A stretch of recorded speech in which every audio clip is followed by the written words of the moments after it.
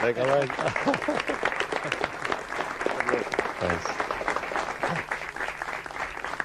Thank you. I discovered something 10, 12 years ago, and it turned my life upside down, revolutionized my life. I became a new man.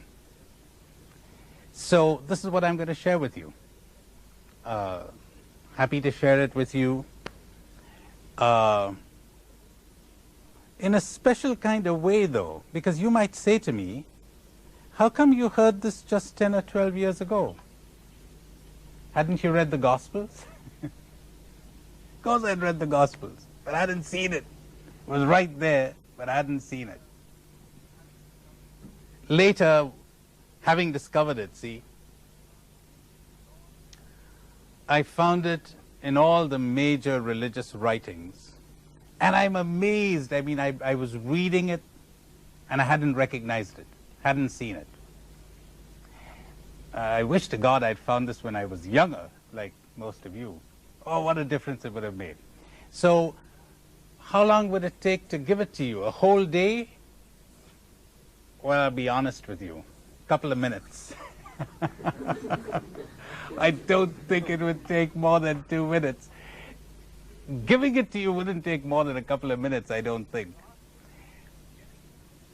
Grasping it or getting it might take you 20 years, 15 years, 10 years, 10 minutes, 1 day, 3 days. Who knows? Who knows? That depends on you. If you would bring one quality to this little session we're having here together today, just one. You need one quality to see what I sort of saw 10 years ago and what revolutionized my life. Various people have told me since then that their lives were pretty much revolutionized too. But not too many people, I'm sorry to say, very few. I tend to think that if about, let's say, 1,000 people are listening to me and one hears it, that's a pretty good average. Pretty good average. Is it difficult to hear? Is it difficult to understand? It's so simple, a 7-year-old child could understand it. Isn't that amazing? And in fact, when I think of it today, I think, why didn't I see it? I don't know. I don't know why I didn't see it, but I didn't. Now, maybe one or other of you might see it today or might see part of it. What would you need to see it? Just one thing, the ability to listen. That's all. Are you able to listen? If you can, you might get it. Now, listening is not as easy as you might think it is. Reason. We're always listening from kind of fixed concepts, fixed positions, prejudices. See, listening does not mean swallowing. What I want you to do is question everything I'm saying, think about it, come back at me. Feel free to do that. See, even while I'm talking, ask questions, raise your hands anytime. I'd be happy to do this kind of dialogue with you. So it does not mean gullibility, but then listening doesn't mean attacking, see, because I'm going to say something so new, some of you are going to think I'm crazy, I'm out of my mind. So then you're going to be tempted to attack. If you tell a Marxist there's something wrong with Marxism, the first thing he's likely to do is attack you. You tell a capitalist there's something wrong with capitalism, he's up in arms. You tell an American, hey, you know, there's something wrong with the United States. And the same with the Indian, if you're attacking India, etc. Doesn't mean swallowing, doesn't mean attacking, doesn't mean agreeing. You're alert, you're watching, you're listening with a kind of a fresh mind. That's not easy either. Listening with a fresh mind, without prejudices, without fixed formulas. All right. If you are ready to hear something new, simple, new, unexpected, against almost everything you've been told till now. You ready to hear that? Then maybe you'll hear what I have to say. Maybe you'll get it. You know, when Jesus taught the good news, I think he was attacked not only because what he taught was good, but because it was new. We hate anything new. I hated anything new. Don't want to hear anything new. Give me the old stuff. We don't like the new. It's too disturbing, too liberating. Okay, so the ability to listen. Buddha formulated it beautifully. He says, monks and scholars must accept my words not out of respect, must not accept my words out of respect, but must analyze them the way a goldsmith analyzes gold, by cutting, scraping, rubbing, melting.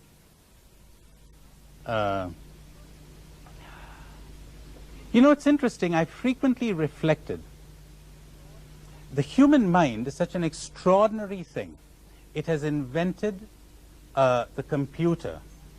It has split the atom. It sends ships into space. It has not solved the problem of human suffering, of anguish, loneliness, emptiness, despair. You're pretty young, most of you. But I honestly don't think you're strangers to loneliness, heartache, emptiness, depression, despair. How come we haven't found the answer to that? We've made all kinds of technological advances. Has that raised the quality of our living by 1 inch? Want to know my opinion? No, not 1 inch. Oh, we have more comfort, more speed, pleasures, entertainments, that's right, more erudition, greater technological advances. What I'm saying is, any improvement on that loneliness and emptiness and heartache, any improvement on that greed and hatred and conflict, less fighting, less cruelty? If you want my opinion, I think it's worse.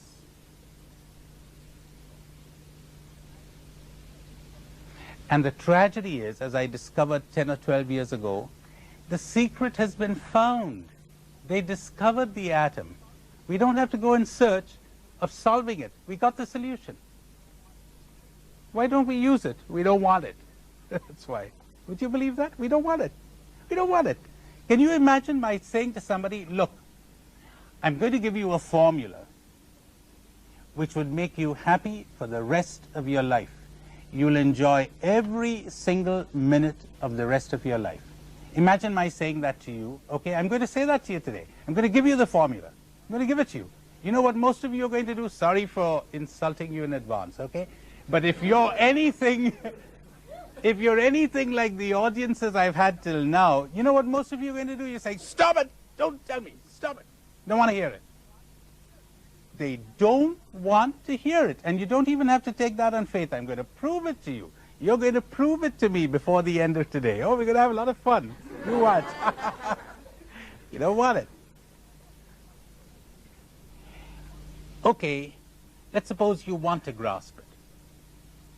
Let's suppose you want to see it. What do you have to do? A, understand a couple of truths about yourself. Then I'll throw the formula at you, and you make what you want of it. So here goes. What do you have to understand about yourself? First, your life is in a mess. Don't like to hear that? Well, maybe it proves that it's true. Your life is in a mess. Maybe you'll say to me, maybe, if you're like the average person I run into, your life is in a mess. People will say to me, what do you mean my life is in a mess? I'm doing pretty well in my studies. I got good parents. I got good relations with my family. I've got a boyfriend. I've got a girlfriend. Everybody likes me. I'm doing well at sports. And I have a pretty brilliant career ahead of me. Oh, yeah? Yeah. Do you think your life is not in a mess? He says, no. All right, tell me. Here's the acid test. Ever feel lonely? Any heartache? Ever get upset by anything? You mean, aren't we supposed to get upset? You want the clean, clear, simple answer? Yeah, no. You mean not be upset by anything? That's right, you heard me. No. Shut up, I don't want to hear any more. See what I mean? No. He got a theory. He's got a theory. You got to be upset or you're not human. Okay, go ahead and be upset. Good luck. Bye. You know, there's a lovely saying by one of your American authors, which I frequently quote. He says, don't teach a pig to sing. It wastes your time and irritates the pig. I had to learn the lesson the hard way. I've stopped trying to teach pigs to sing. You don't want to hear what I'm saying? Bye. No arguments. They don't argue. I'm ready to explain, ready to clarify. Why try to argue? Not worth it. So, ever suffer any interior conflict? You mean all your relationships are going well with everybody? Well, no. Your life is in a mess. You mean you're enjoying every single minute of your life? Well, not quite. Well, see what I told you? It's in a mess. Why argue? I'm not interested in arguing with you, period. I know because I was doing that all along. Not interested in arguing. You either face the fact that your life is in a mess or you don't. You don't want to face it? I've got nothing to say to you. And your life is in a mess means you're a victim of heartache, at least occasionally. You feel lonely. There's emptiness staring at you. You're scared. You scared? Yeah. Your life is in a mess. You mean we're not supposed to be scared? No, sir, or madam, as the case may be. No, not supposed to be scared. About anything? About anything. Fearlessness. You don't know what it means. And the tragedy is you don't think it's available. It's so easy to get. Since they told you it's not available, you never try to find it. But it's right here all over the Bible, and you won't see it because they told you it's not available. You anxious for the future? Any whiff of anxiety, worry, upset? Yeah, you're in a mess. How about that? Want to clean it up? I'll clean it up for you in 5 minutes, depending on how ready you are. You don't have to move out of that chair. You could be sitting in that chair and you could clean it up in 5 minutes. And I mean that. This isn't a sales gimmick. I mean it. It's so simple and it's so deadly serious that people miss it. And you can have it. You know, do you know how they discovered the diamond mines in South Africa? It's a very interesting story. I read it some time back. This author says, I think it was an American, a white man who was there in South Africa, was sitting at the hut of the headman of one of these South African villages. And he sees the kids there playing with what looked like marbles. And his heart skipped a beat when he recognized that those weren't marbles at all, they were diamonds. He picked a couple of them up. Diamonds.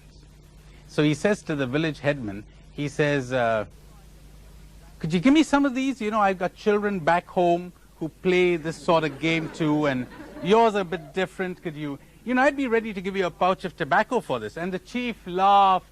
He said, look, this would be highway robbery. I mean, it would be real robbery to take your tobacco for these things. We've got thousands of them here. So he gave him a basket full. The guy comes back, goes back with a lot of money, buys up all of that land, and within 10 years, he's the richest man in the world. Now, you know, that could be a parable. It's tragic, it's painful to think. I mean, I think back on my own life and I think, why did I waste it? I wasted it. Let's suppose this guy, he's starving. These people who were sitting on top of those diamond mines, they're starving, their children are undernourished, etc. They're looking for food, they're begging, they're pleading with people to feed them. And someone says, hey, don't sell that property. You've got diamond mines. You see this thing? You see this thing? It's a diamond. You could sell it. You could get $100,000 for this. They say, him no diamond, him stone. He got it in his head that that's a stone. Refuses to listen. No, that's a stone. Now that's the condition of people everywhere. They won't hear you. They won't listen. You're telling them life is extraordinary. Life is delightful. You could enjoy it. You wouldn't have a minute of tension. Not one. No pressure. No anxiety. You want it? Not possible. Never been done. Cannot be done. No spirit of research, of investigation. Let's find out. Let's go. No. Can't be done. We don't want to hear you. I mean, our priests have told us it can't be done. Our psychologists tell us it cannot be done. You coming to tell us it can be done? Out. Too bad. All right. So the first thing, are you ready to admit that your life is in a mess? Second, this is a bit tougher, okay? You don't want to get out of it. You do not want to get out of the mess. You talk to any psychologist who's worth his name and he'll confirm that.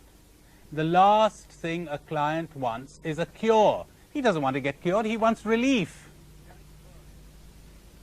Eric Byrne, one of your great psychiatrists here in the United States,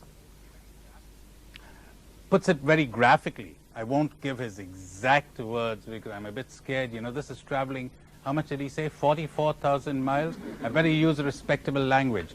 He says, imagine a client who's up to his nose in a cesspool, okay? Yeah, he calls it liquid S-H-I-T. So he's up to his nose in a cesspool, all right. And he's coming to you, and you know what he's saying to you? He's saying, could you help me so people won't make waves? Doesn't want to get out. Oh, no, get out, for heaven's sake, no. Just help me so they won't make waves. That's what he wants. He doesn't want to get out. He doesn't. You want to test that on yourself? I'll give you a couple of minutes. You could do it right now.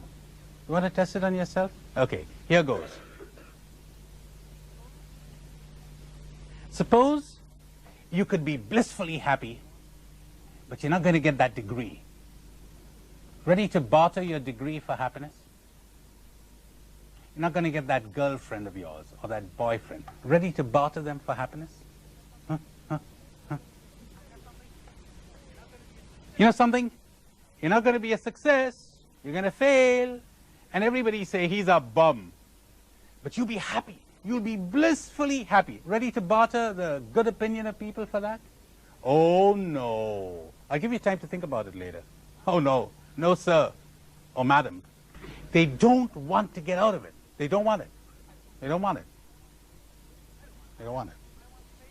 I don't want happiness. I want fame. I don't want happiness. I want to get that gold medal at the Olympics. Suppose I tell you, look, give up the gold medal. You'll be happy, damn it. What do you want that gold medal for? What do you want to be the top, the boss of the corporation for? I'll make you happy. On $10,000 a year, I'll make you happy. No, give me my money. My money. See what I mean now? Now you're catching on. They don't want to be happy. They don't want to live. They want money. It was all there in the Sermon on the Mount. I discovered later. It's all there. Hadn't seen it. He lived like a king. What does it mean to live like a king? You know what idiots think it means? And the world is peopled with them, believe me. Idiots. You know what they think it means? It means moving around in limousines, having everybody curtsy to them and salute them and all that sort of rubbish, all that sort of garbage, have their names in their headlines. They think that means having power over people. They think that's what it means to live like a king. I tell you what I think it means. They're not living like kings, they're slaves. They're terrified. Look at their faces on television, for heaven's sake. Those kings and queens and presidents and the rest of them. Look at them on television, you'd recognize it at once. He's scared. You know why he's scared? Because he wants power, that's why. He wants prestige, he wants a reputation, that's why. He's not living like a king. I'll tell you what it means to live like a king. To know no anxiety at all. No inner conflict at all. No tensions, no pressures, no upset, no heartache. So then what are you left with? Happiness, undiluted. People sometimes say, what do I do to be happy? You don't do anything to be happy, silly. It shows how bad your theological education has been that you think you've got to do something to be happy. You don't have to do anything to be happy. You can't acquire happiness. You know why? Because you have it. You got it right now. You got it. But you're the whole time blocking it in your stupidity. You're blocking it. Stop blocking it, you'll have it. If I could show you how to get rid of your conflicts, your anxieties, your tensions, your pressures, your emptiness, your loneliness, your despair, your depression, your heartache, you get rid of all of that, what are you left with? Sheer undiluted happiness. That's what you have. The Chinese put it beautifully. When the eye is unobstructed, they say, the result is sight. Don't do anything to get sight. When the eye is unobstructed, the result is sight. When the ear is unobstructed, the result is hearing. When the mouth is unobstructed, the result is taste. I will add later. When the mind is unobstructed, the result is truth. And when the heart is unobstructed, the result is joy and love. You've got it all, but it's obstructed. Drop it. So second major step, you don't want to get out of it. You want comfort. You want your little possessions. You want the little things that society has taught you are essential for happiness. Falsely. You want that. You don't want to get out of the mess. Those are the things that are creating the mess. I'm going to give you something to talk about and to think of. It's this. Has it ever occurred to you that what you call your happiness is really your chain? Has it ever occurred to you that what you call your happiness, just think, what do you call your happiness? You calling somebody your happiness? You are my joy. Your marriage, your business, your degree, whatever. Where do you find your happiness? In whom do you find your happiness? Your prison. Let's pick up the thread again. Your life is in a mess. You don't want to get out of it. There was another thing. It's in a mess because you've got wrong ideas. Not because there's anything wrong with you. You're okay. And I'm okay, you're okay. We're all okay. We're great. There's nothing wrong with us. They put wrong ideas into our head. Somebody did. We needn't spend too much time trying to catch the culprit. But anyway, the fact is you got wrong ideas. You know, it's like somebody gives you a stereo set and you get a manual of instructions that comes along with it. Well, they didn't give us a manual of instructions when they gave us the gift of life. Or let's put it the other way. They gave us the manual of instructions. It was all wrong. So you're not getting music. You're getting scratchy sounds. You're getting upset. You're getting conflicts. You're getting loneliness. You're getting emptiness. All right, so what is the point? Now, there are many ways of putting the formula. I'm going to give you the simplest I found. I'm going to give it to you in the words of old Buddha. Why did I choose him? Because his is the simplest of all, but you find it everywhere. It's the simplest of all, enunciated with limpid clarity. You're probably going to disagree with it, but you can't miss the point. Here it is. The world is full of sorrow.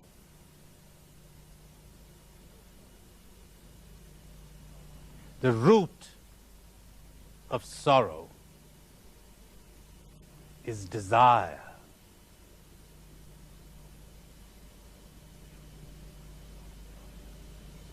The uprooting of sorrow is desirelessness. Oh, I'm looking at your faces. It's wonderful you're thinking. That's great. That's great. And you're thinking wrong. That's awful. Isn't it wonderful? Because I know how I used to react to this. The world is full of sorrow. Great. Right. Agreed. The root of sorrow is desire. All right. Now, what are you going to conclude? The uprooting of sorrow is desirelessness. So I'm going to be a vegetable? I mean, how do we live without desires? Ah, you got it. See, I got it. I got it. Let's give you a better translation. I mean, I don't think Buddha would be so foolish and stupid as to say we ought to have no desires, for heaven's sake. I wouldn't be here if I didn't have the desire to come here, right? I wouldn't be speaking if I didn't have the desire to speak. You wouldn't be here if you didn't have the desire to come and hear me. So let's give it a better translation. The world is full of sorrow. The root of sorrow is attachment. The uprooting of sorrow means the uprooting, the dropping of attachments.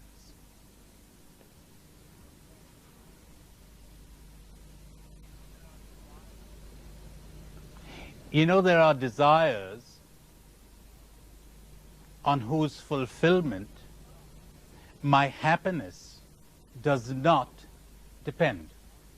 You got lots of desires on whose fulfillment your happiness does not depend. Or else you'd be climbing walls, you'd be nervous wrecks. All of us have two types of desires. We got desires, we desire all kinds of things, and gee, we're happy to get them. And we don't get them, okay, too bad. We're not unhappy. But we've got other desires. Good Lord, if we don't get that, we're going to be miserable. That's what he calls an attachment.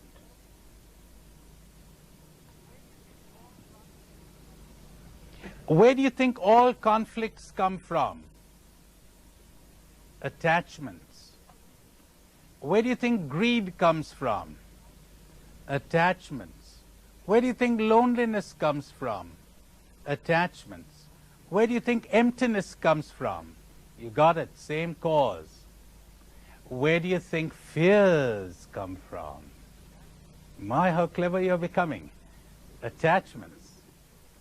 No attachment, no fear. Ever thought of that? No attachment, no fear. We're going to take your life. Go right ahead. No attachment to life.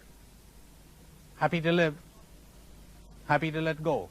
You think that's possible? You know something? People have attained it. So it is possible. Want to attain it yourself? Attachment.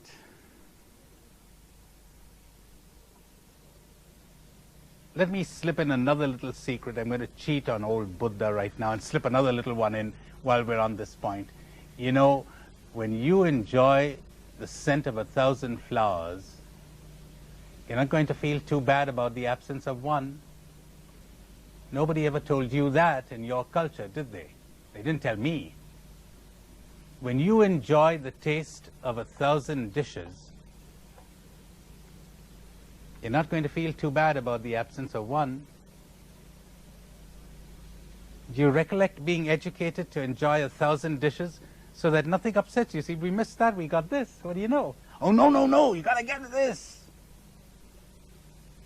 That's what your culture and mine is training us for. We got the wrong instructions. They don't give a damn whether you and I are happy or not. They want us to achieve. They want us to produce. That's what they want. Even if we're going to be miserable slaves and unhappy. So big deal. You lost a friend. You got 1 million friends. No, not that kind. I want one personal, unique, unsubstitutable friend. So if he rejects me, then I'm miserable for the rest of my life. Good luck. Bye. Not teaching this pig to sing. Too dangerous. But that's the way we've been brought up. That's the way it has been for thousands of years. You got to have desires on whose fulfillment your happiness depends. Very good for so-called progress, of course, huh? Because you'll throw all you have into the enterprise. So-called progress. I call it so-called, because that's not progress to me. That isn't progress. You mean, isn't it progress when we have jumbo jets and spaceships? Very clever. I'll tell you what is progress. Heart progress. Love progress. Happiness progress. You got that? Oh, sorry, we don't have that. You can keep the rest. What's the use of it? Tell me, what's the use of moving around in aeroplanes with a heart that is full of misery and emptiness? Tell me. I'd rather live on the ground in a jungle and be blissfully happy and dancing all day. Wouldn't you? Maybe you wouldn't. I don't know.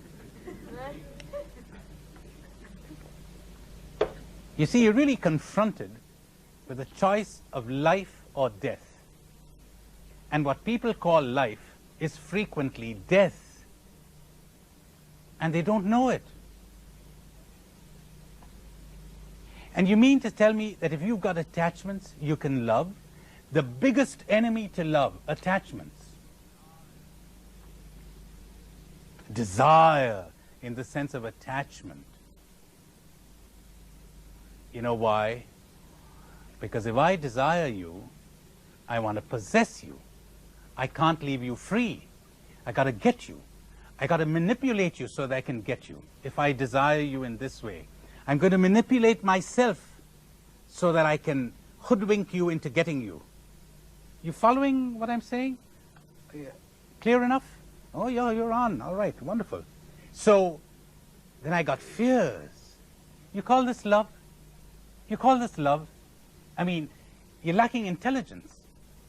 Love, for heaven's sake. I'm not leaving you free. I'm not leaving me free. I'm manipulating you. I'm manipulating myself. I'm trying every means to get you. And there's fear. And so it is said so beautifully. Perfect love casts out fear. No fear in perfect love. You know why? Because there's no desire. Now, ask your culture. I've asked mine. Ask your culture if it can make any sense out of this statement. Where there is love, there is no desire. Desire in the sense of attachment, okay? Okay? Attachment. You know what they tell you? But attachment is love. That's how stupid they are. Then you expect to find life. You can only find death and misery. You say, how could you love if you don't feel attachment? Later, I'll keep this for the end of the day, I'll talk explicitly about love. Such a simple, such a sublime, such an extraordinary thing. And I rarely run into anyone, believe me, I'm serious, I mean every word I'm saying. I run into all kinds of people. I run into people of all kinds of religions, and I run into Catholics and non-religious people, you know, people who are atheists or whatever. And I run into Catholics or lay people and priests and sisters and bishops. And I rarely run into someone who knows what love is. They got the wrong instructions. So when I tell them, hey, how could love be attachment? They're arguing about it. And then, of course, after 5 minutes, they say, you're right. You mean you've lived 55 years, you've written books on theology, and you haven't seen this? He says, no. Well, I'll give you some comfort. I lived about as much as you did, and I hadn't seen it either, if that's any comfort to you. But it's so obvious. Attachment meaning, without you, I will not be happy. Got to get you.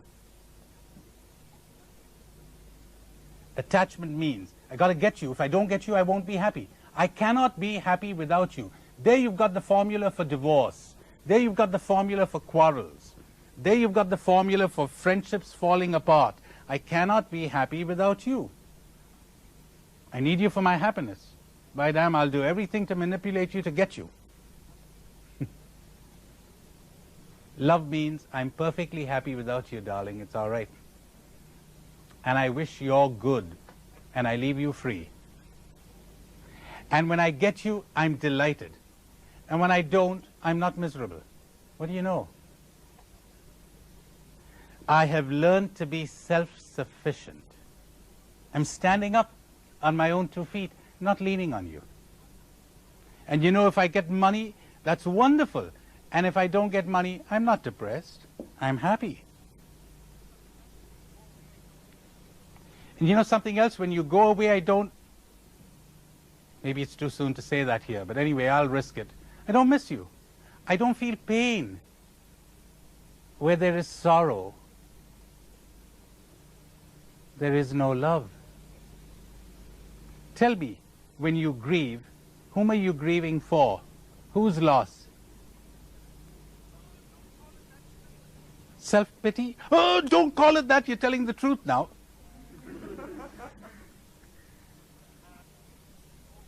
Here's the formula.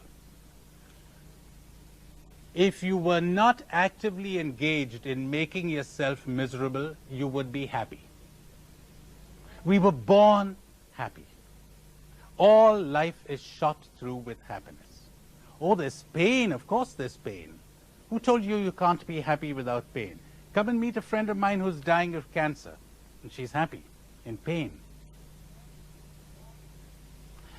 So, we were born happy. We lost it. We were born with the gift of life. We lost it. We got to rediscover it. Why did we lose it? Because we were working actively. They taught us to work actively to make ourselves miserable. How did they do that? By teaching us to become attached.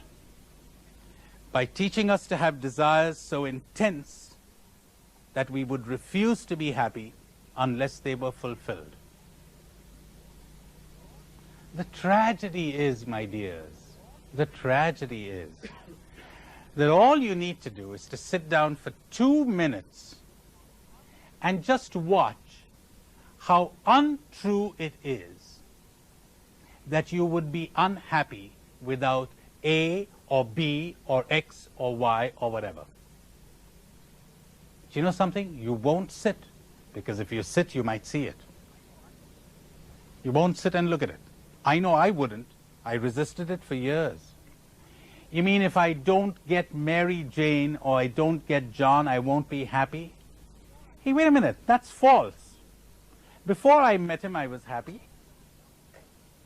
And you know something? I once fell in love with somebody, and then, well, I lost her. And I was heartbroken. And what happened? I'm all right now. So she wasn't my happiness after all.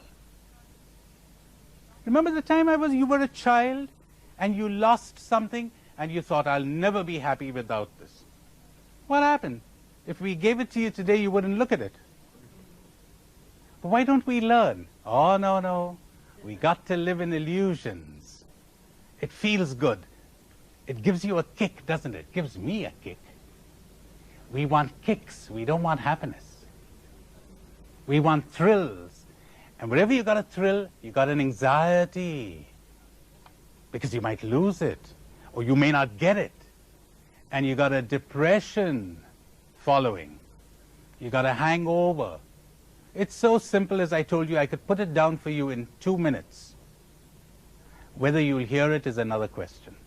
That depends on your own heart. So here it is, the world is full of sorrow. The root of sorrow is attachment desire. The uprooting of sorrow is the dropping of attachment. How does one drop it? One only looks and sees that it is based on a false belief. The belief that without this, I cannot be happy. That's false. The moment you see it's false, you're free. Good luck to you. May take you 1 minute, may take you 25 years. But the day you see it, you're free. You're free as a bird. You know, you'll be coming up to give satellite retreats. You'll be talking to presidents. You'll be meeting popes. You won't be one bit fazed. You're free. You're free. You're completely free. You'll be making an ass of yourself, and you won't bother. You won't bother to impress any. You know what that means? That you're not bothered to impress anybody? You know what it means? That you don't give a... Is damn a swear word in the United States? Maybe I shouldn't be using it. You don't give a tinker's damn what they think about you and what they say about you. You know what that means? Oh boy, that's freedom. You're not bothered about whether they approve of you or they don't. It's all right. You're happy. You don't approve. All right, too bad. That one failed. We move on. I'm happy. But that's because you've discovered that your happiness does not lie in these things. You've got to see that for yourself. Useless reading a book, useless listening to me. You've got to see it. And of course, you won't see it if you got the wrong formula. Does this mean dropping of attachments? Does it mean detachment from the material world? No. No. One uses the material world. One enjoys the material world, but one doesn't make one's happiness depend on the material world. Is that clear enough? Like, look, what I'm saying is, you really begin to enjoy things when you're unattached, because attachment brings anxiety. If you're anxious when you're holding on to something, you could hardly enjoy it. So, what I'm offering you is not a withdrawal from enjoyment. It's a withdrawal from possessiveness, from anxiety, from tension, from depression at loss of something. We're taught to identify with the sufferings of Christ. How would this link in with what I was saying about happiness? All right, let me clarify this a bit further. Maybe the best way to do it would be by means of a story. It was a great Zen master, they say, who was reported to have attained enlightenment. And one day his disciples said to him, Master, what did you get from enlightenment? And he said, well, I'll tell you this. Before I was enlightened, I used to be depressed. After I got enlightened, I continue to be depressed. You seem puzzled, huh? You see, the depression hasn't changed. His attitude to the depression has changed. He's not saying, I'm not going to be happy till this depression goes away. Because strange as it may seem, you know, you could even be serene and calm and happy while the depression is going on. You're not fighting it. You're not upset about it. You're not irritated about it. You're not trying to, no, you're serene. That's the difference. So can one go through physical hardships and even emotional sufferings and not be upset about them? That's the key word. That's the operative word. Oh, to find the secret for this. You know something? Happiness cannot be defined. At least I haven't found one. I haven't found a definition. As a matter of fact, you have no idea of what happiness is till you've dropped attachment. So it could only be defined as the dropping of illusion, the dropping of attachment. When misery caused by attachment is dropped, happiness is attained. Of course, one could use words like peace, serenity, being above it all, enjoying every moment as it occurs, living in the present. They're words. These are words. You don't know what sight is till the eye is unobstructed. You don't know what happiness is until attachment desires are dropped. Then you know. And the words don't matter anymore. Is it possible that either because of one's programming, because of one's culture, or simply because of one's human psyche and body, one would go through all kinds of sufferings and yet somehow be above it all? What do you think? Yes, no, what? Yes, yes. Before enlightenment, I used to be lonely. After enlightenment, I'm still lonely. But loneliness isn't what it used to be anymore. Let me give you an example to show you what I'm talking about. You see, you've got the clouds and you've got the sky. And many of the Oriental masters will be saying, before this state of what they call enlightenment, or what I'm inviting you to do, to see, before they saw, they would identify themselves with the clouds. And they'd be all caught up in that. After enlightenment, they identify themselves with the sky. Oops, there comes a cloud, black cloud. It comes and goes. I'll show you how this is done this afternoon. Again, it's so simple, it seems incredible. Then after a while you say, hey, about 6 months since a black cloud came, but you know, I'm not going to make my happiness depend on their coming or not coming. Get what I say, what I'm saying? All right, great. Or else what's going to happen now is you're going to be tense about not being depressed. Oh gosh, so now another cause for... You're going to get attached to this imaginary state that you call happiness. So what we have to do is watch for those attachments, understand them, see that they are based on a false belief, and they will drop. Then you'll know what I'm talking about. Hello, Father. I'm Peter Shea from Fordham University. All right. Father, you've been saying a lot about being able to experience suffering and depression, and yet still be detached from it. I'm trying to understand clearly what you're saying, but it seems such a contradiction to say that you can be happy and depressed, since depression, as I've always been taught, is the absence of contentment and happiness. I'm still a little unsure about that. That's a good question, Peter. I'm glad you're pressing it, because it'll help me to make this a bit clearer. See? Aren't depression and happiness two contradictory states? I think this is what you're saying, right? Yes. Yes and no.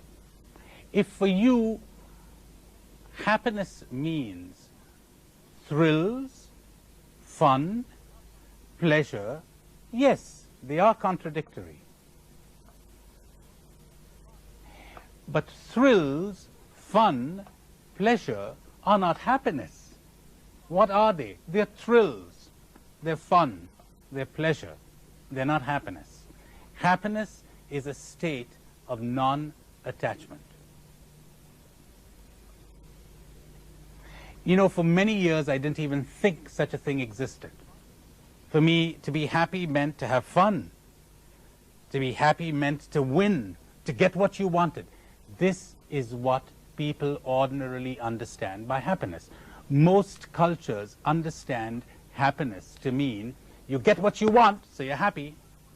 You know the way it is? Yay, I got what I want and I'm happy. But that isn't happiness. That's a thrill. That's getting what you want.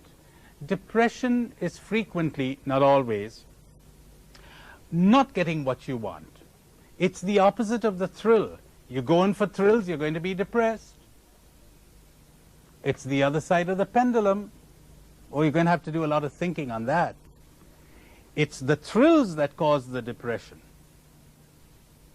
Of course, depressions have physical causes too. So you see, I'm not talking about happiness meaning thrills, fun, pleasure. I'm talking of happiness meaning one is above it all. One is serene. One is not attached to its coming and going. There's one more thing I'll add. The more you fight depression, the worse it gets. Don't resist evil. When they strike you on one cheek, turn and offer the other. When you take away one devil, 7 more come. How does one deal with these things by not fighting them? Because the more you fight them, the more you empower them. You know, there's a lovely sentence in the Hindu scriptures, the Bhagavad Gita, where the Lord Krishna says to Arjun, to the kind of the main character in the book, as some of you may probably know, the scene is set on a battlefield. And this young prince is saying, why do I have to get into battle? And the Lord says to him very beautifully, he says, plunge into the heart of battle, plunge into the din of battle, and keep your heart at the lotus feet of the Lord. That's the formula. Plunge into the din of battle and keep your heart at the lotus feet of the Lord, at peace. Is it possible to get into the din of battle, to fight the good fight, and be at peace? Of course it is. Of course it is. All the great mystics attained that. Because if you're not at peace, believe me, you're going to do much more damage than good. Oh, the damage you're going to do. You know why? Because it isn't the Lord's battle you're fighting. It's the ego's battle. And the sign that you will know that it isn't the ego, the cause is a very just one. But when your ego gets messed up in it, oh gee. So there it is. You could get right into the battle. I'll have more to say about this in the next session. You get right into remedy situations, but your heart is at peace. And nothing's going to destroy your happiness. Wouldn't it be awful if you fought the good fight and you lost your happiness as a result? You don't have to do that. Right. Does it mean we withdraw from the human endeavor, having no attachment? No, no, no. Plunge into the din of battle. And you know, you have so much more energy, believe me, when you have no attachments. You got all of your energy available to you. The great Chinese sage, Chuang Tzu, how marvelously he puts it. I remember learning this by heart. Let's see if it comes off. If it doesn't come off, we won't feel bad, will we? Well, let's get started. All right. He says, when the archer shoots for nothing, he has all his skill. When he shoots for a brass buckle, he is already nervous. When he shoots for a prize of gold, he goes blind. He's out of his mind. He sees 2 targets. His skill has not changed, but the prize divides him. He cares. He thinks more of winning than of shooting. And the need to win drains him of power. Isn't that sublime? The need to win drains him of power. If he didn't need to win, he'd have so much more energy. So no one joins in the human enterprise of human dreams and visions and goals so marvelously and so creatively as the person who's unattached. You know, unfortunately, we've come to associate unattachment with not caring, with not enjoying, with asceticism. No, I'm not talking about that at all. I wouldn't grieve if I wasn't attached. I wouldn't grieve if it were not for my loss.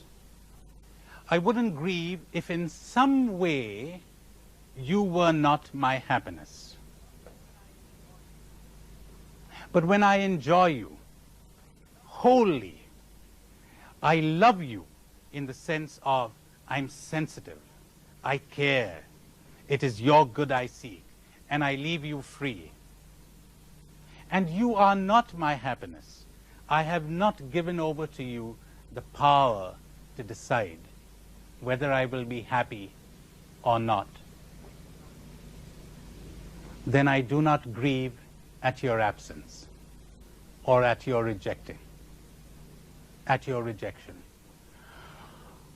or at your death.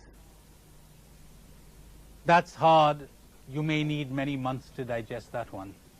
But until you arrive at this state, all right, grief is wonderful. One drains it out of one's system gradually, and then one comes back to life again. And I'd like to ask this. Before you said we have to watch out for attachments so that we can become unattached. Wouldn't that result in anxieties of constantly worrying about what you're attached to? Yes, How do you break this vicious cycle? Okay, all right. No, I wouldn't say watch out, Paul. I'd say watch them, look at them, understand them, study them. Like, how does one detect an attachment? The moment there's upset, there's an attachment lurking under it. Now, you'd say, upset, huh? Because you're not getting what you want. Or you're getting what you don't want. That's right. Or you're about to lose what you want. That's right. Which means you're refusing to be happy unless you get what you want. Yeah. Hey, wait a minute. You mean if I don't get this, I'm not going to be happy? You mean this is my happiness? You mean a person, a human being, cannot be happy without this? Oh, no, he can. She can. There are human beings who are happy without this. This might take you anywhere from 2 seconds to 2 or 3 hours to 5 or 6 days, where you wouldn't be thinking about this repeatedly, but your mind is going at it. You know, I'll tell you one thing. The moment you dare to expose yourself, even for 2 seconds, to truth, you're finished. You're finished. Because if you glimpse it even once, something in you will be taking you back to it. That's why maybe something inside of us fears to look. If you see, well, it may take a while, but you'll be driven back again, and you'll be increasingly freed and made happy and liberated. And so again and again, the mystical teachers of the world have been posing this question. They're puzzled. Why are they unhappy? That kind of thing. Why are they scared? That kind of thing. And of course, till one has seen, it makes sense to feel scared. It makes sense to be unhappy. You know, when I talk about fear, I'm not talking about the present response to immediate danger. I'm not talking about that. That the animals have. I'm talking about fear of what's going to come, fear of what's going to happen. I'm talking about that. And this, the mystics tell us, doesn't exist. In their mind, simply doesn't exist. Boy, what a state to be in. Extraordinary. Well, here we are with these. You know, there's another nice story about this. There's this camel trader, an Arab, who's walking across the Sahara Desert, and they pitch tent for the night, and the slaves, drive pegs into the ground and tie the camels to the pegs. Then they come in to say to the master, there are only 19 pegs, and we've got 20 camels. How do we tie the 20th camel? And the master said, these camels are stupid animals. Just go through the motions of tying the camel, and he'll stay put all night, which is what they did. And the camels stood there, you know, convinced of it. And next morning, when they lifted tent and they continued on their journey, the slaves came to complain that all the camels were following except this one. This one refused to budge. And the master said, "You forgot to untie him." They said, "Oh yes." So they went through the motions of untying him. That is an image of the human condition. We're scared about things that are not. We're tied to things that don't exist. They're illusions. They're falsehoods. They're beliefs. They're not realities. The agonies we go through over things that we have convinced ourselves our happiness depends upon, but it doesn't. It just doesn't. And we don't want to see it. Again, the mystics, I mean, I guess they understand this because they went through this themselves. They're in amazement that the human being would deceive himself, or people would fool themselves in this way. Now, you know, what I'm going to offer you today is the beginning. You don't need anyone else to show you the way. If you keep following this, as I said to you in the previous session, you just get a glimpse of this and you keep at it, you'll find the way, and sooner or later you'll discover what this means. You're tied to things that don't exist. They don't exist. There's one of these Beatles, Lennon I think his name is, I read a marvelous sentence of his, marvelous sentence. He says, life is something that happens to us while we're engaged in something else. Oh, beautiful, beautiful. Life is something that happens to us while we're busily engaged in something else. Worse, life is something that happens to us while we're busy suffering all sorts of other things. You know, I have a perfect image for this. You've got a concert hall, there's a symphony that's going on, the orchestra's playing, you've settled down nicely and comfortably in your seat, kind of the dark atmosphere, and you're getting ready to hear the music and to enjoy it, and then suddenly you remember that you forgot to lock your car. Oh gosh, what do you do now? You can't get out, it'll be too disturbing. You cannot enjoy the music, and you're caught in between. That is the image of life for most people. Constant anxiety. What do I do now? What's going to happen next? How do I cope with this? How do I deal with that? Oh, you seem to recognize that. Yeah. You mean, is another condition possible? It is. It is. It is.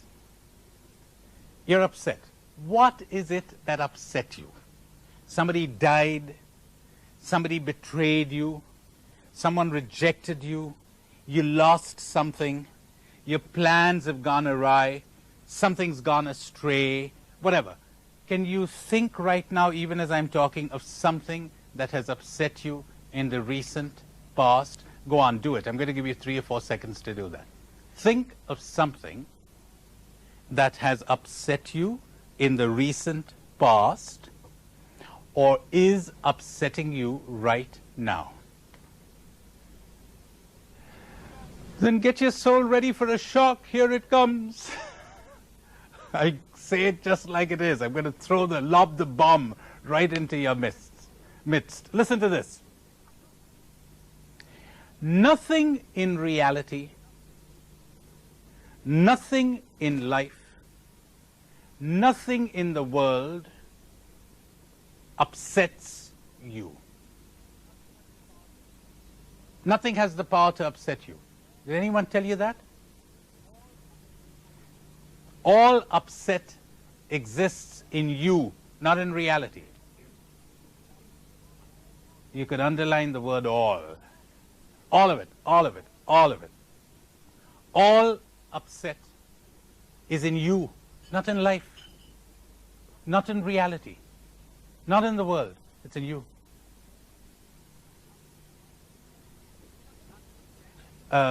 Just understanding this has changed the lives of people, 180 degrees round. Just understanding this and no more. Reality is not upsetting. Reality is not problematic. If there were no human mind, there would be no problems.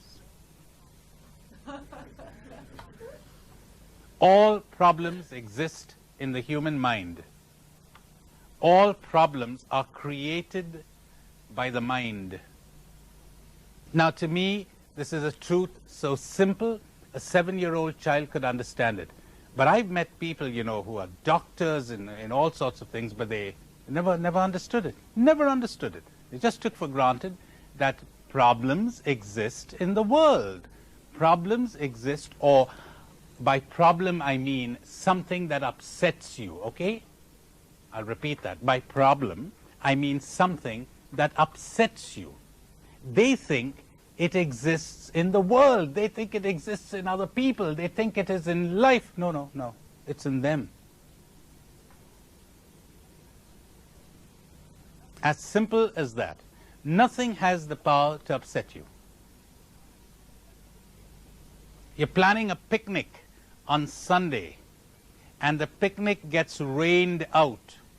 Where do you think the upset is? In the rain or in you? In the rain or in your reaction to the rain? I'll repeat that. The upset feeling is not caused by the rain, but by your reaction to the rain. Someone else would react differently. No upset. Of course, you can see that I'm building on this morning's statement. If you had not made your happiness depend on it's not raining, you wouldn't react this way, right?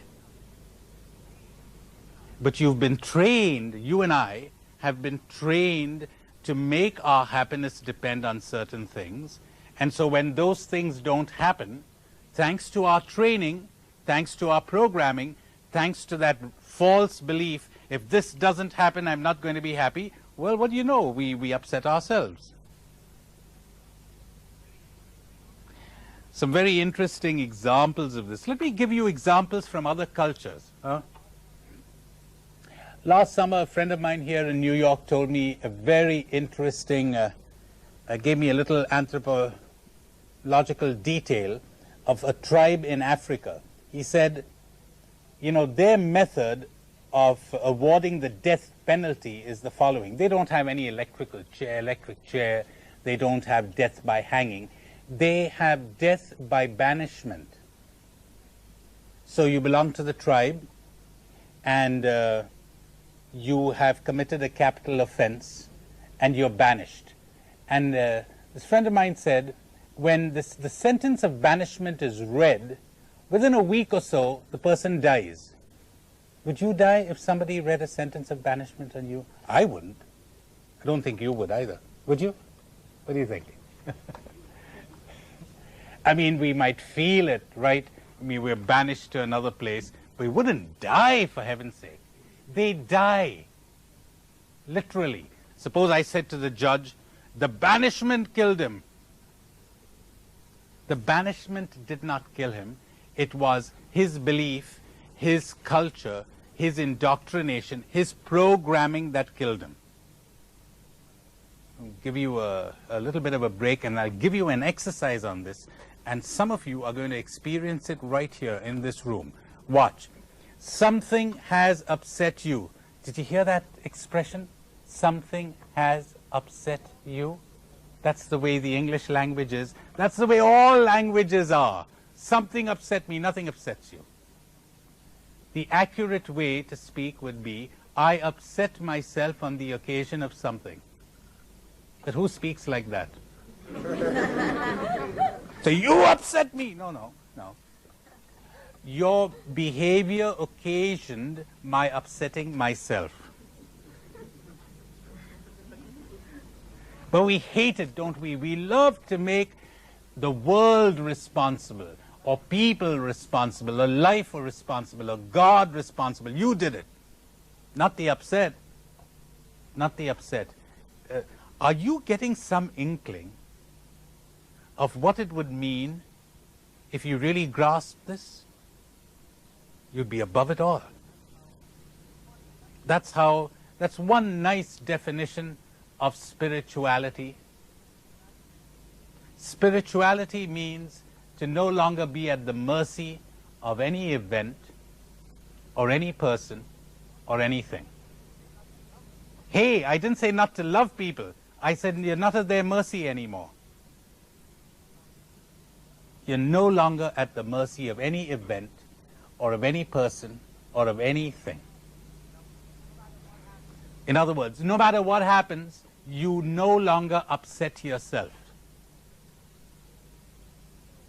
Life is passing you by while you're sitting in that concert hall, unable to enjoy the music, unable to lock the car, caught in between.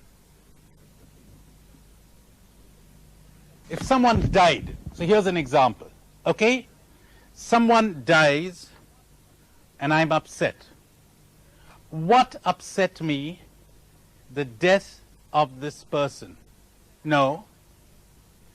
If I'm upset by it, I've been programmed to be upset when someone dies. Now, take your time for that. That goes against everything your culture and mine has taught us. We've been taught to upset ourselves when we lose somebody.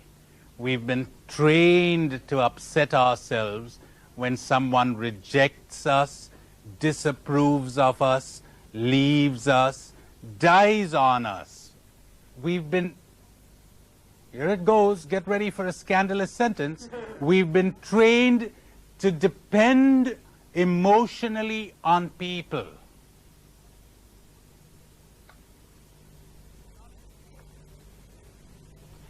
To not be able to live emotionally without people. I stress emotionally. So, well, naturally, I'm upset because someone I was attached to has died. The death upset me. On the occasion of this, I have been trained to upset myself. It sounds almost blasphemous, huh? It's awful. I see someone on the street who doesn't have enough to eat.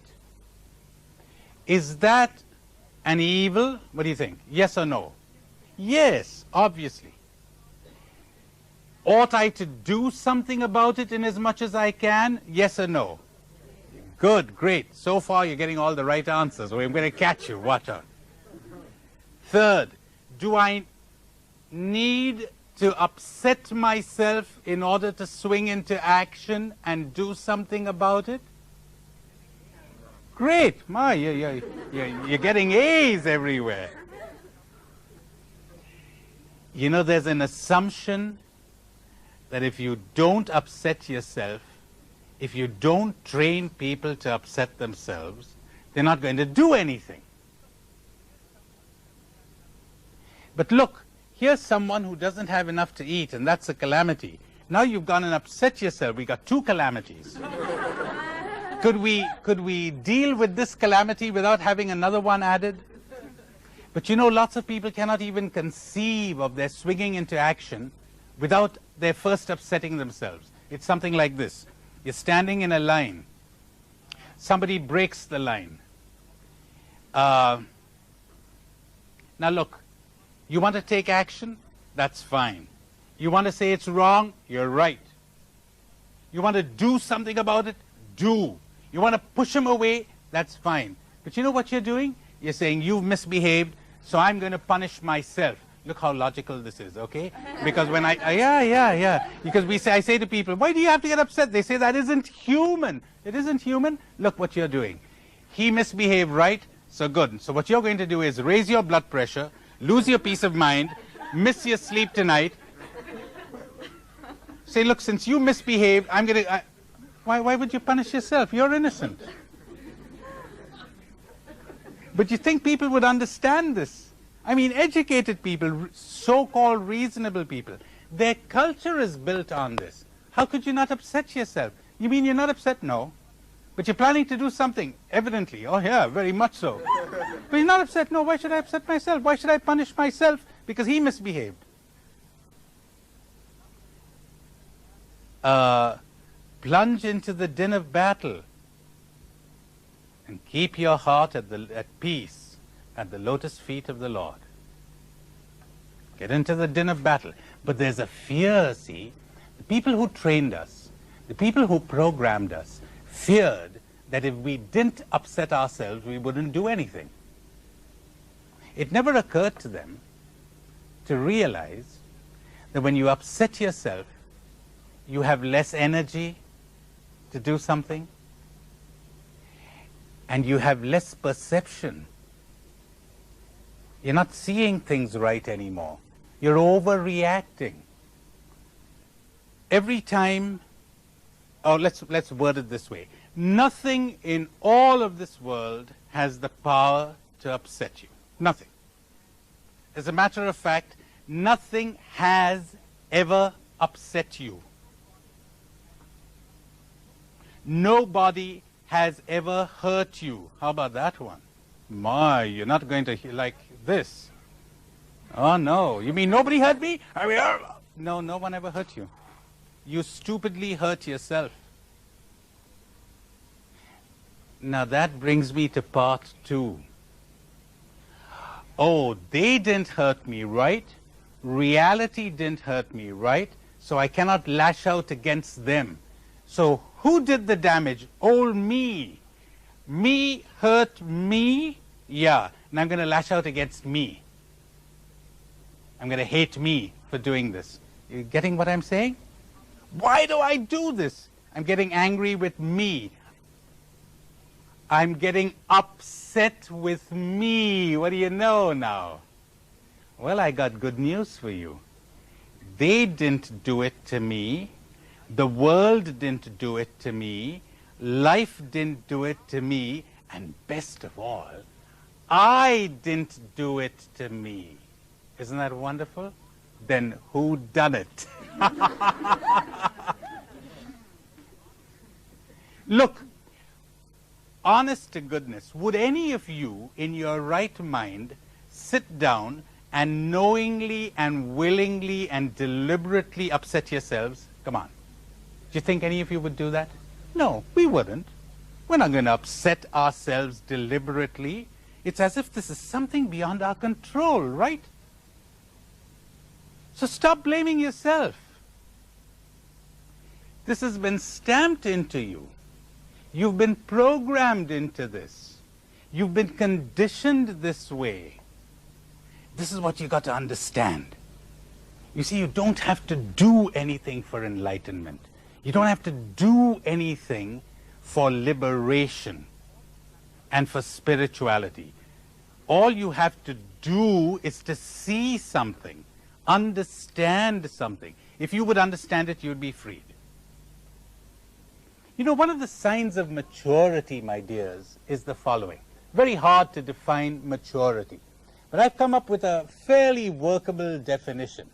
Maturity is when you no longer blame anyone. You don't blame others, you don't blame yourself. You see what's wrong and you set about remedying it. That's one pretty good sign of maturity. You know, you'd be amazed how childish people are. They're so childish. I mean, if you've seen a little child, as a matter of fact, you can almost take for granted that in its present state of lunacy, 99.999% of humanity is childish. Just hang around. Hang around for half a day, you'll find our greatest men and women indulging in acts of childishness. Utterly childish. You know the way a child behaves? A little kid, I don't know about here in the States, but in India, I mean, they bump their knee into a table, and they're saying, wow, and then everybody goes, who hit you? The table? Naughty table. Naughty table. I'm saying, oh, table, naughty table. And then the kid's feeling good. See how childish that is? Huh? So they're coming to you and say, now who hit you? My wife, my husband, my superior. Aren't they awful? They're terrible. And the little baby's feeling good. And he's the president of whatever big association or country or whatever. Oh my God, how childish can a person get? And they don't know their childishness. They got to blame somebody. But no, maturity is to understand that no one is to blame.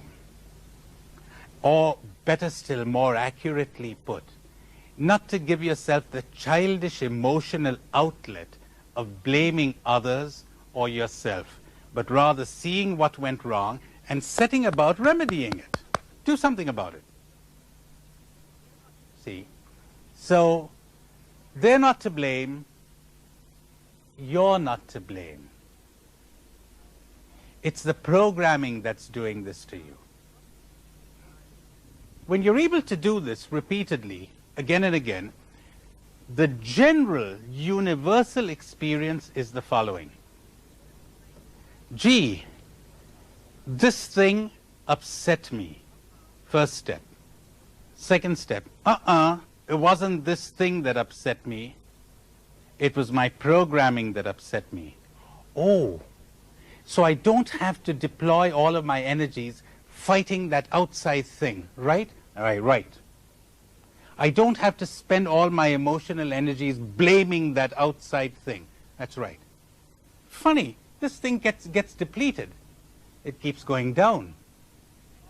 You know, because as long as I've got an enemy out there who's upsetting me, I'm demanding that change. I'm refusing to give up my upset unless that thing change. Am I clear enough? Now comes the big, pardon me, huh? I don't mean to be insulting or anything, but you're going to enjoy this. Now comes the big American question. How do we fix it? Like, okay, he's not upsetting me. I'm not upsetting me. The programming is upsetting me. How do I fix this? You know the big Oriental answer? You don't fix it. You let it be. It'll go away. The more you try to fix it, the stronger it gets. Gee, that's another mind-blowing thing. Don't fix it. Let it be. Let it be. It'll go away. It really will. If you've seen this, but don't I need to know where this programming comes from? It's a help, but not necessary. And if you're hell-bent on getting it, I've got to find it out where it comes from, and I got to change it, you're going to make it worse. You can be sure of that. Lots of people never change because they're so determined to change. They're so determined that they never change. They're so tense, they're so anxious that it gets worse.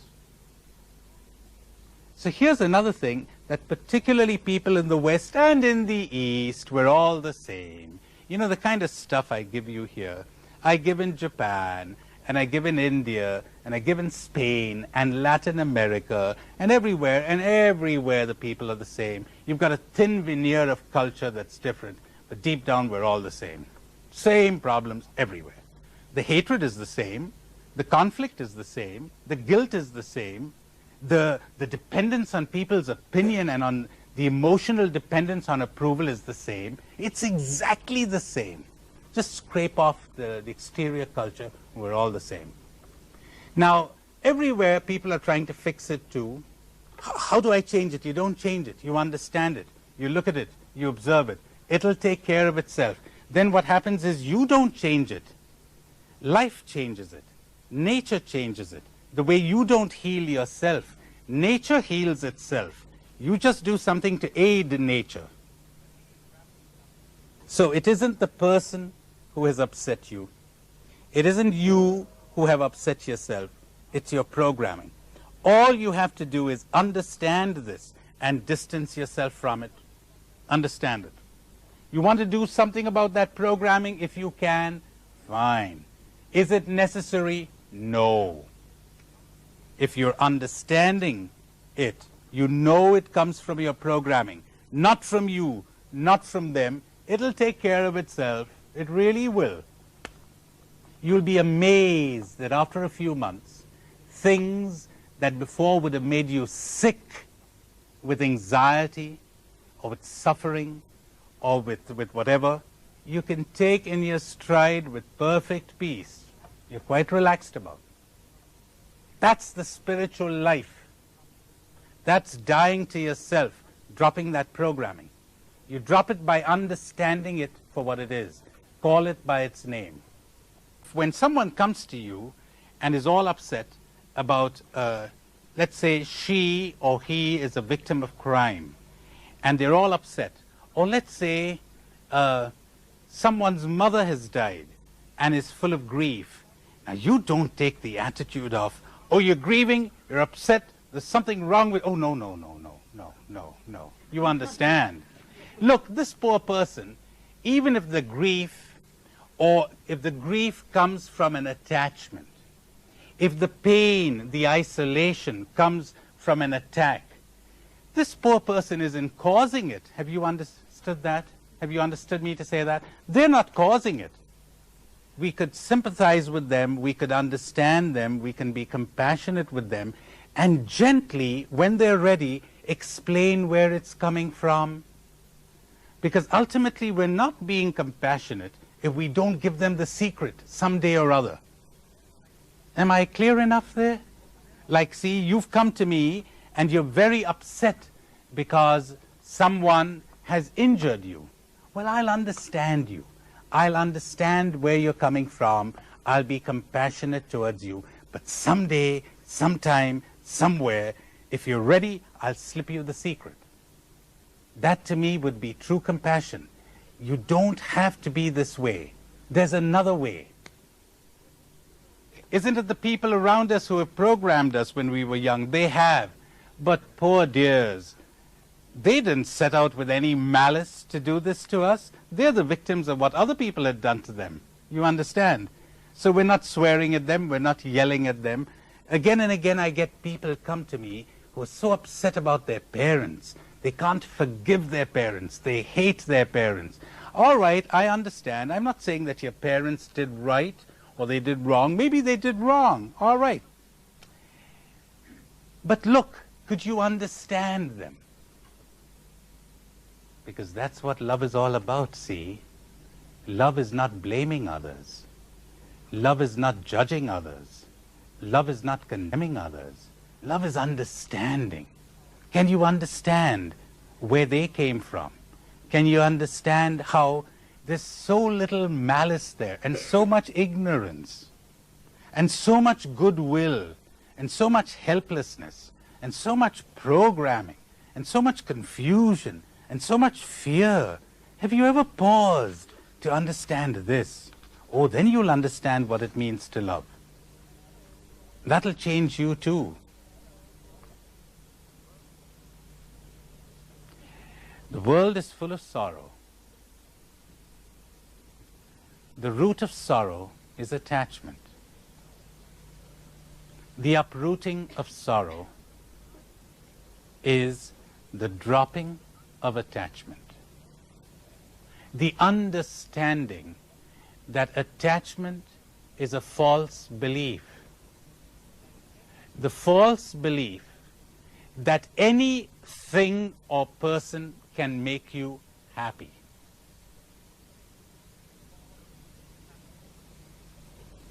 True happiness is caused by nothing.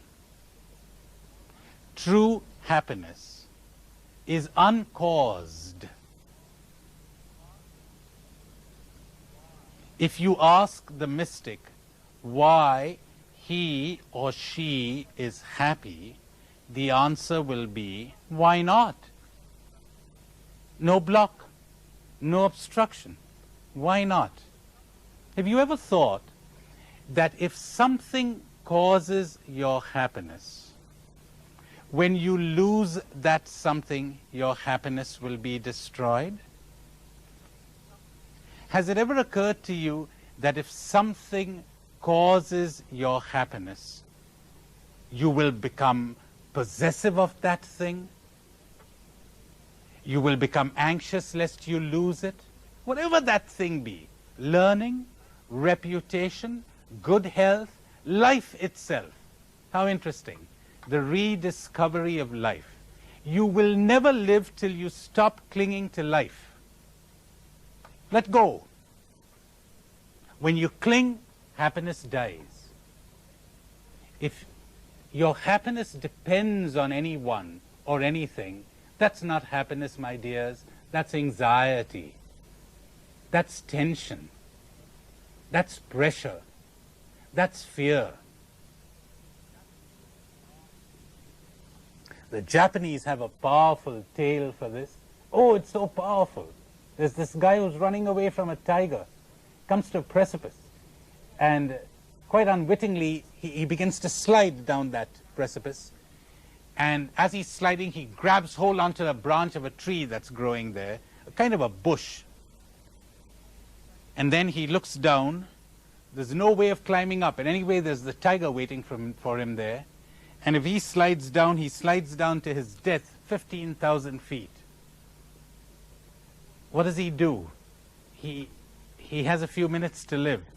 Well, he looks at that bush he's holding on to, and he finds it's a berry bush. And he's holding on to it with one hand, and he plucks the berry bush, a berry from the bush with the other, puts it into his mouth, and tastes it. And the story goes, and it tasted so sweet. Isn't that marvelous? I know friends of mine in the past, two of them at different intervals, who were dying and who said to me, I began to truly taste life and see how sweet it was when I let go, and I realized that life is ending. It was then that it began to taste sweet. We see people not as they are, but as we are. And it's amazing, you know, how in the beginning we saw rude people. Then when we change, we see frightened people. They're so scared, poor things. They're driven to hostility. Then you're so understanding, you're so compassionate. Whereas before, you'd react with anger, with hate. Hey, wait a minute. Why is he being rude? You're too upset to see. You're too upset to realize. Could we clean you up? Oh, no, no, you've come to me so that I can prescribe medicine for the rest. And so you see, my dears, we're all in the change business, aren't we? We want to change ourselves. We want to change the world. That's what our stupid programming has done to us. We've got to change everything without first understanding anything. What you need is not change. You need understanding. Understand yourself. Understand others. I'm going to say something that's perfectly scandalous, but it's true. You're not here to change the world. You're here to love the world. And by damn, you don't want to love the world. You want to change it. You know what it means to love? What it means to love is to see. To see. How can you love what you don't even see? And how can you see when you're upset?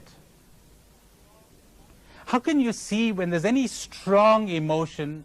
Here comes another shock, positive or negative, coming in the way. They say love is blind. Rubbish! There's nothing so clear-sighted as love. The most clear-sighted thing in the world. Attachment is blind because it's stupid, because it's based on a false belief. And they call that love. I'm in love with you. I love you. What? You love me or you love yourself? You know what in love means? In love means I want you for me. In love, I am in love means I'm possessive of you. To be in love with you means I want you for me. I'm not going to be happy without you. I emotionally depend on you. I can't be happy without you. That's a drug. That's a disease. Your culture and mine tells us it's the supreme virtue. It's garbage. But who dares to say this? You're blind. You're full of yourself when you're in love. Ever thought of that? You don't see the other person. You've projected a hopeful image onto that person, and that's what you're loving. Hopeful. When we're not expecting anything from the other person, we don't say we're in love. Ma, you got lots to meditate on. I'm afraid I'm giving you too much, but anyway, there it goes. Relations. You're having trouble relating with others. Take a look at yourself. Ask yourself why you are upset. Where is it coming from? Your programming, that's where. I've sometimes been amazed in the past that people who would irritate me by their behavior don't seem to irritate others who are far, far better than I am. I mean, how come he doesn't get irritated when exposed to this behavior? How come I do? There's something wrong with me. And here I was busy trying to change her or him or them. Now, when I'm not upset, oh, then that's fine. That's fine. Then I might suggest things, I might do things. Now I'm qualified to enter into the change, into any activity involving change. But not till then. Not till then. My telescope is out of focus. Oh, there's a great secret for human relations. How much it has helped me. How much it has helped me. Anytime I'm having trouble with anyone, if I'm upset, to say, hey, Tony, there's something wrong with you. How about you and I sit down and take a good look at it, okay? Okay. But I'm still dying to say, oh, no, you're upset, right? This isn't coming from him, not coming from you, coming from your programming. Oh, well, I see. All of a sudden, there's perspective, there's distance, there's understanding, there's love at last. And oh, I could be quite hard. You can be quite hard. Love can be quite hard. But love is fair. Love is just. Love sees. Love is not prejudiced. Okay, so much for human relations. Take a little child, 6 months old, and inject heroin, any drug, into the body of this child, okay?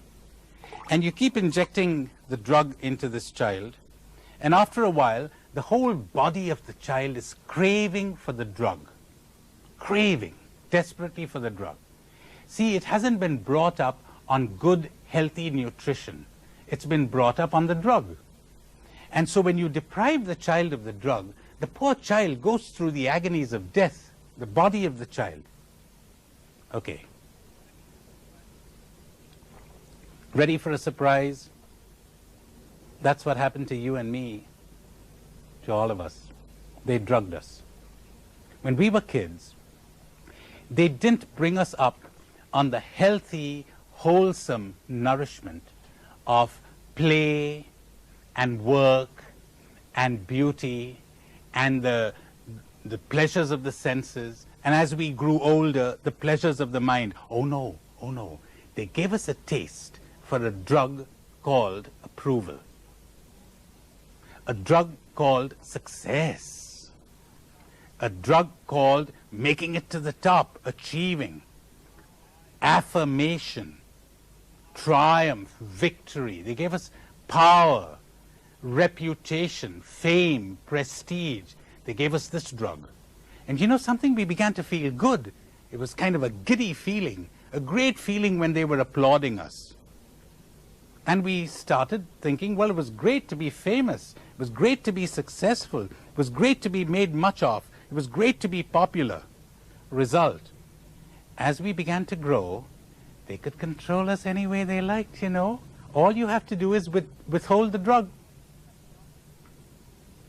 Boy, if you haven't gone through this, I salute you. They don't approve of you, how uneasy you feel, how restless. They criticize you. They're not affirming you. Withdrawal symptoms. You're crawling back for reassurance. and your psychologists are writing books telling you this is the way to be. This is the way to be.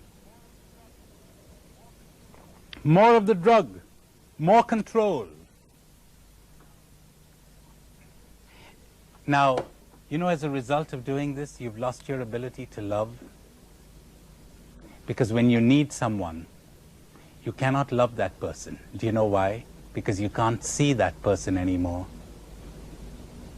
When a politician needs votes, he stops seeing people. When a business woman or a businessman becomes crazy over money, they stop seeing people. When I want something out of you, I'm not seeing you. I want to get something out of you. And you know, my dears, it's so bad that 24 hours of the day, consciously or unconsciously, we want something from the people around us. We want their approval. We dread their disapproval. We're scared they'll reject us. We're scared of what they think of us. How could you love people like this when you're so dependent on them emotionally? Oh, we got to depend on one another. They'll tell you grandly, of course we've got to depend on one another. That's how society is built up. We share the labor, we share our charisms. That's marvelous. I have nothing against that kind of dependence. The evil is to depend on another for your happiness. To depend on another for learning, for technicians or technical skill, for food, that's fine, that's fine. For cooperation in the work, that's wonderful. To depend on another for your happiness, that's the evil. Now you cannot love. Give it a thought later, when you have time and leisure. Until you stop depending on others, till you die to the need for people.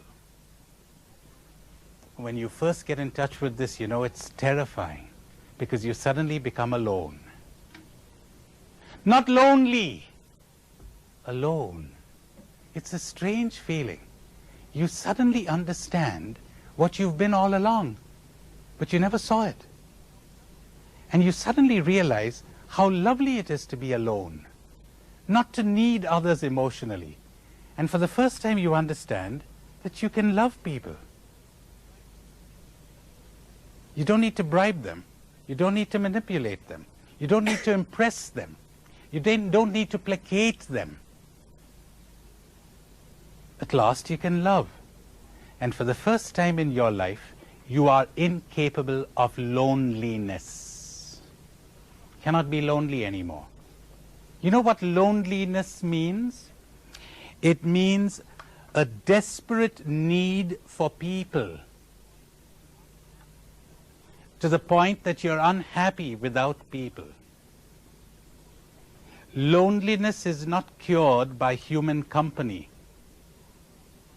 Loneliness is cured by contact with reality, by understanding that we don't need people. We don't need them. At last you can enjoy them because you don't need them. There's no tension. You know what it means to be with people and to have no tension? Because you don't give a damn whether they like you or they don't like you, what they think of you. You know what that means? Oh, what a freedom. What a joy. They could think what they want. They could say what they want. That's all right. You're not affected. You got the drug out of your system. And oh yes, you're still in the world, but you're no longer off it. They can't control you anymore. And all of a sudden, you have nowhere to rest your head. The foxes have holes, the birds of the air have their nests. But you're not resting your head anywhere, you don't need to. Because you don't cling anymore. That's when love begins. Well, I've given you so much to meditate on. It's quite a wrap-up, huh? Guess I got carried away. I'll end with a little parable, and which, if I had to choose one of the thousands of stories I know, I would choose, well, I would call my favorite story. there was a lion